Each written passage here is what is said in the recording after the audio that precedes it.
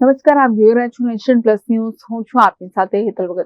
સંભવ ઇનિશિયેટિવ અને વડોદરા સિટી પોલીસના સંયુક્ત ઉપક્રમે faculty of management studies, the Maharaja Sayajirao university of Baroda તથા બરોડા રોડ ટ્રાન્સપોર્ટ એસોસિએશનના સહયોગથી રોડ સેફટી અંગે કોન્ક્લેવનું આયોજન કરવામાં આવ્યું હતું. સંભવ ઇનિશિયેટિવ અને વડોદરા સિટી પોલીસના સંયુક્ત ઉપક્રમે આ કોન્ક્લેવમાં માર્ગ સલામતી, ટ્રાફિક નિયમોનું પાલન, અકસ્માતોમાં ઘટાડો અને જાહેર જાગૃતિ જેવા મહત્વપૂર્ણ વિષયો પર વિસ્તૃત ચર્ચા કરવામાં આવી છે.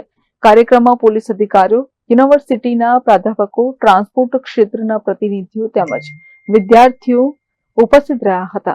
વક્તાઓએ માર્ગ અકસ્માતોના વધતા બનાવો અંગે ચિંતા વ્યક્ત કરી અને દરેક નાગરિકે ટ્રાફિક નિયમોનું પાલન કરવું જરૂરી હોવાનું જણાવ્યું છે. સાથે જ રોડ સેફટી માટે સમાજના તમામ વર્ગોની સંયુક્ત જવાબદારી હોવાની પણ ભારપૂર્વક વાત કરવામાં આવી છે. અત્યારે અમે અહીંયા MS યુનિવર્સિટીની અંદર દીનદયાળ ઉપાધ્યાય હોલની અંદર યુનિવર્સિટી દ્વારા, બરોડા પોલીસ દ્વારા તથા સંભવ યુનિવર્સિટી દ્વારા ઓર્ગેનાઇઝ કરેલા કાર્યક્રમ, ખાસ કરીને ટ્રાફિક સપ્તાહ એનાનું આયોજન કરેલું છે. ઘણા સારા સ્પીકર છે. એમાં chief justice of Maharashtra, retired chief justice of Maharashtra mister Vyas સાહેબ, અત્યારે honourable miss justice Nisha Thakor Gujarat હાઈકોર્ટના જજ છે, એમના તરફથી અને બીજા ઘણા ડિગ્નિટરીઝ તરફથી લેક્ચર લેવામાં આવે છે.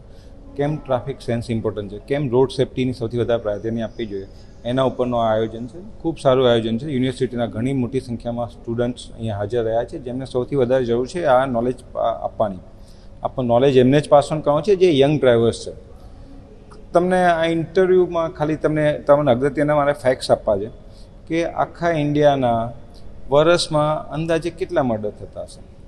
એનો આંકડો છે 27,000 થી 30,000ની આસપાસના મર્ડર્સ આખા ઇન્ડિયામાં થતા, જેને આપણે સૌથી ગંભીર ગુનો માનીએ છીએ. આ જીવનનો, માણસ જીવનનો અને દરેક કાયદાનો સૌથી ગંભીર ગુનો આપણે કોને માનીએ? તો મર્ડરને માનીએ. હવે અકસ્માતમાં મૃત્યુ 30,000ની આસપાસ જે મરણ થાય છે મર્ડરમાં, એની સામે અકસ્માતમાં મૃત્યુ કેટલા થાય છે વાર્ષિક? તો 1,70,000 જે વાર્ષિક મૃત્યુ દર છે ખાલી ને ખાલી રોડ એક્સિડન્ટના લીધે. હવે આમાંથી મોટા ભાગના મૃત્યુ કોના થતા હોય છે? જે બ્રેડ અર્નર છે, જે ઘરમાંથી બહાર નીકળે છે કમાવા માટે, એ લોકોના સૌથી વધારે મૃત્યુ થાય છે. તો તમે સમજો કે આ કેટલી ગંભીરતાની છે, જેને તમે સૌથી જઘન્ય અપરાધ માનો છો, જે મર્ડરનો છે, એનો સંખ્યા 27,000 30,000ની આસપાસની એવરેજ રહેતી હોય છે, જ્યારે રોડ અકસ્માતમાં મૃત્યુની સંખ્યા 1,70,000 થાય છે. આ બહુ જ ગંભીર વિષય છે.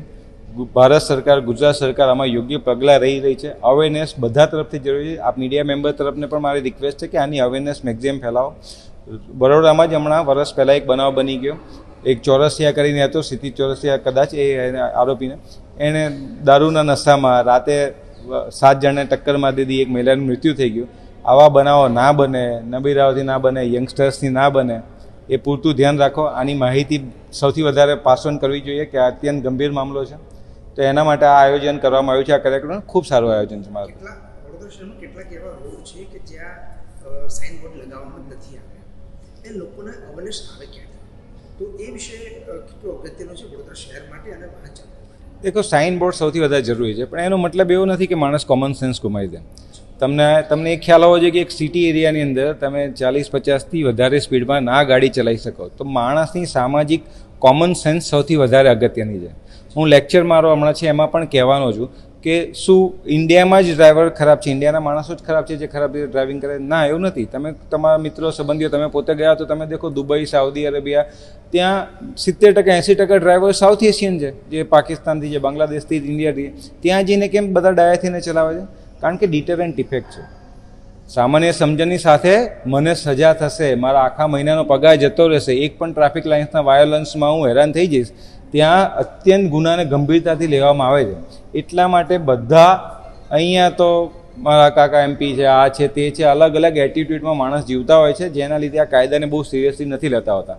તો ખાલી ને ખાલી સરકારે અમુક રોડ ઉપર ખાલી બોર્ડ નથી માર્યા, એનો લાભ સામાન્ય પ્રજાએ ના લેવો જોઈએ. રાઈટ? મહત્વની સવાલ એવો છે કે રાજનેતાઓની ગાડીઓ બેકફ્લેમ વાળી છે વડોદરા શહેરમાં. હા, એ વિશે પર આપણું શું માનવું છે કે હોવી જોઈએ કે ના હોવી જોઈએ? તમે ભૂતકાળથી કમ્પેર કરો, જે 15-20 વર્ષ પહેલાંનો, હું તમને કહું છું, તમે ભૂતકાળથી કમ્પેર કરો, એ વખતે બહુ જ બધા લોકોની કાળા કાચની ગાડીઓ ચાલતી હતી. અત્યારે પ્રોપોર્શનેટલી બહુ ઓછી થઈ ગઈ છે. હું પોલીસ ડિપાર્ટમેન્ટ તરફથી નથી આવતો, પણ છતાં હું દેખું છું કે પોલીસ એનો યોગ્ય જે છે પ્રયાસ કરે જ છે કે આ બધા રિમૂવ કરે બધા દૂષણો, અને સમય કાર્ય થાય. ઓવરનાઇટ કોઈ જાદુઈ છડી કોઈ પણ ડિપાર્ટમેન્ટ જોડે હોતી નથી કે રાતોરાત બધા તંત્ર વ્યવસ્થિત કરી દે. છતાં પણ તમારી વાત સાચી છે કે અમુક માથાભારે તત્વો છે એ આનાથી બહાર નીકળી શકે છે, આ જે સિસ્ટમથી બહાર નીકળી શકે એના પણ પૂરતા પ્રયત્ન થવા જોઈએ. આજરોજ સંભવ ઇનિશિયેટિવ અને વડોદરા પોલીસ દ્વારા in association with faculty of management studies Maharaja Sayajirao university and Baroda road transport association સાથે મળીને એક કોન્ક્લેવનું આયોજન કરેલું છે, conclave on the road safety. જેના ભાગરૂપે આજે અતિથિ વિશેષ તરીકે justice Nisha Thakor, current high court જજ of Gujarat, Justice Shiti Vyas, former Chief Justice of High Court of Bombay, Shri Hardik Soni, Additional Public Prosecutor, State of Gujarat, આજે હાજર રહ્યા છે. કાર્યક્રમનો મુખ્ય ઉદ્દેશ્ય શું?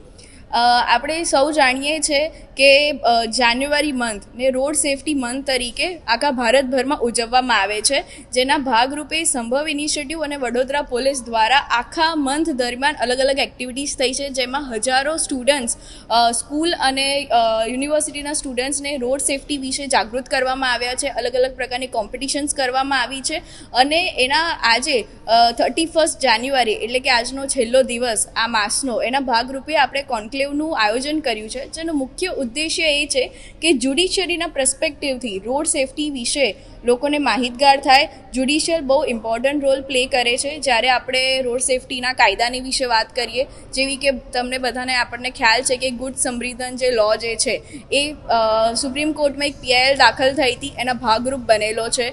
એવી રીતે દરેક ડિસ્ટ્રિક્ટ્સમાં જે કમિટી છે તો એનું પણ જે ગઠબંધન થયું બનેલી છે એ કમિટી પણ સુપ્રીમ કોર્ટના એક ડાયરેક્શન પ્રમાણે બનેલી છે. તો જ્યુડિશરીનું આસ્પેક્ટ અને જે પોલીસ ઓફિસર્સ છે એ લોકોનું એન્ફોર્સમેન્ટ કેવી રીતે થઈ શકે ને આપણે શું વ્યૂઝ છે એ લોકોના, એના માટે આ કોન્ફરન્સનું આયોજન કરેલું છે. કેમેરામેન નવનીત તરુણ સાથે Chirag Patel, nation plus news Vadodara. સમાચારોના સતત અપડેટ મેળવવા માટે અમારી નેશન પ્લસ ન્યૂઝની યુટ્યુબ ચેનલને સબસ્ક્રાઇબ કરો, બેલ આઇકન દબાવો અને જોડાયેલા રહો ફેસબુક, ઇન્સ્ટાગ્રામ અને ટ્વિટર પર.